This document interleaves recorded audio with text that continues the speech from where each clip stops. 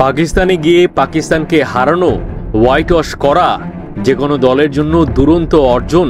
ঐতিহাসিক সাফল্যের রাঙা বাংলাদেশকে যথেষ্ট সম্মান আর সমীহ নিয়ে বিশ্লেষণ করার কথা যে কারো, সেটা করেছেও বেশিরভাগ ভারতীয় ক্রিকেট অ্যানালিস্ট। তবে বাঙালি বলে যাকে আলাদা করে অন্য চোখে দেখে বাংলাদেশি বাঙালিরা, সেই সৌরভ গাঙ্গুলি শান্তদের দেখছেন সাদামাটা চোখে। ভারতের বিপক্ষে সিরিজে কোনো সম্ভাবনাই তার চোখে পড়ছে না। ইন্ডিয়ান গণমাধ্যম ভারত বাংলাদেশ সিরিজ নিয়ে শুনতে চেয়েছিল তার বিশ্লেষণ।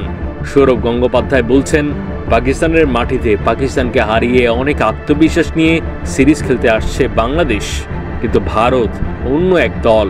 ঘরের মাঠে কিংবা পরের মাঠে সব জায়গায় আমরা ভালো, বাংলাদেশ ওদের কোনো সুযোগই আমি দেখছি না।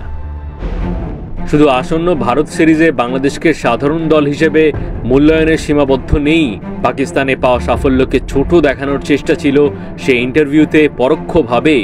পাকিস্তানকে নিয়ে যখনই ভাবি আমাদের মনে আসে মিয়াঁদাদ, ওয়াসিম, ওয়াকাররা। এখন ওরা আসলে ভুগছে ট্যালেন্টের ঘাটতিতে।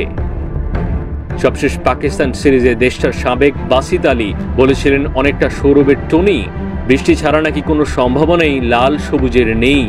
বাসিত আলীকে যেভাবে ফিরিয়ে দিতে পেরেছিল টাইগাররা, সেভাবে কি সৌরভ গাঙ্গুলিকেও ফিরিয়ে দিতে পারবে ব্যাট বলের ভাষায়? সেটাই এখন দেখার। মাহদি হাসান, ৭১।